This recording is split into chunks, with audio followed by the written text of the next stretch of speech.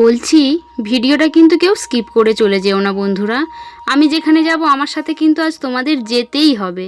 চলোই না একবার গিয়ে দেখবে, মনটা সত্যি তোমাদের ভালো লেগে যাবে, মন ভালো হয়ে যাবে, আমি কথা দিচ্ছি।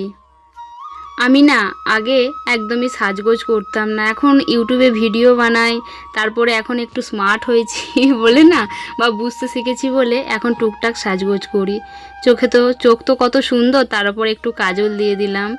আর ছোট ছোট দুটো কানের পরছি, কানের নর্মালি আমার পরা হয় না। আর এই অত্যাধিক গরম তো তার জন্য আমি একটা নর্মাল সুতির ছাপা শাড়ি পরে নিয়েছি। এখন কিন্তু দুপুর হয়ে গেছে, দুপুরের খাওয়া দাওয়া হয়ে গেছে, মিস্টার বাড়িতেই আছে। মিস্টারকে বললাম যে তুমি আমাকে একটু হেল্প করো, তো মিস্টার হেল্প করে দিল। আর ভিডিওটা কিন্তু অনেক দিন আগেকার, আমি এখন পোস্ট করছি। তো আমাদের গ্রামে না ছোট্ট, আমি না তারকেশ্বরে বাড়ি আমার, তো সবাই জানো। তো ছোট্ট গ্রামে না আমাদের একটা নিয়ম আছে, বাবা বরখা পীরের মেলা হয়। ওটা হচ্ছে ফাল্গুন মাসের 1 তারিখে হয়, মানে একদম পুরো এটা ধরা বাঁধা ফাল্গুন মাসের 1 তারিখে। তো দুপুরবেলা যাব পুজো দিতে, মানে গ্রামের সমস্ত মানুষ ওখানে জমা হয়। তো কথাতেই বলে ধর্ম যার যার, ভগবান ঈশ্বর আল্লাহ সবাইরই সমান। তো পুজো দিতে যাব বলে বেরিয়ে পড়েছি, পাশের বাড়ির যা আমাকে ডাকতে এসেছে। এই হচ্ছে বাবা বরখা পীর, এখানে দেখো পুজো হচ্ছে। তো দুপুরবেলা পুজোটা হয়, মানে মেলাটা হয়। আমি এখানে ঘোড়া কিনেছি, সিন্নি কিনেছি, বাবার প্রসাদ আর কিনেছি মানে ওই যে চাল ধূপ মোমবাতি সব এনেছি। তো বাবা বরখা পীরের কাছে একটাই প্রার্থনা করি, সবাইকে যেন বাবা বরখা পীর ভালো রাখেন। হ্যাঁ, এই দেখো গ্রামের সমস্ত মানুষ এখানে এসে উপস্থিত হয়েছে। আমাদের গ্রামে কিন্তু এই যে কাকুটা আছে, ইনি মানে যে ধর্মের মানুষ, উনিই শুধু থাকেন, বাকি কিন্তু সবাই হিন্দু। প্রথমেই বললাম না, ধর্ম আমাদের যাই হোক, আমরা মানুষ হিসেবে এক, ভগবান কিন্তু আমাদের এক। এখানে গ্রামের দেখো সমস্ত গৃহবধূরা সব এসে গেছে, গ্রামের মানুষেরাও এসেছে। একটা জমির মধ্যেই এই মেলাটা হয়। তারপরে এখানে গান বাজছিল বলে না আমি মিউট করে দিয়েছি। তো এখানে বসে আছি দুপুর রোদেতে, বেশ ভালোই লাগছে। আস্তে আস্তে ভিড় হয়, অনেক রকমের দোকান বসে, মেলা বসে, বাতাসা ছড়ানো হয়, সমস্ত কিছু হয়।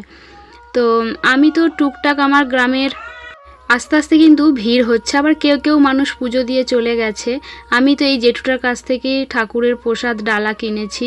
তারপরে বাচ্চা ছেলেরা আছে, ওদের নানা রকমের বায়না, কেউ বেলুন কিনছে, কেউ চুড়ি কিনছে, কেউ ক্লিপ কিনছে।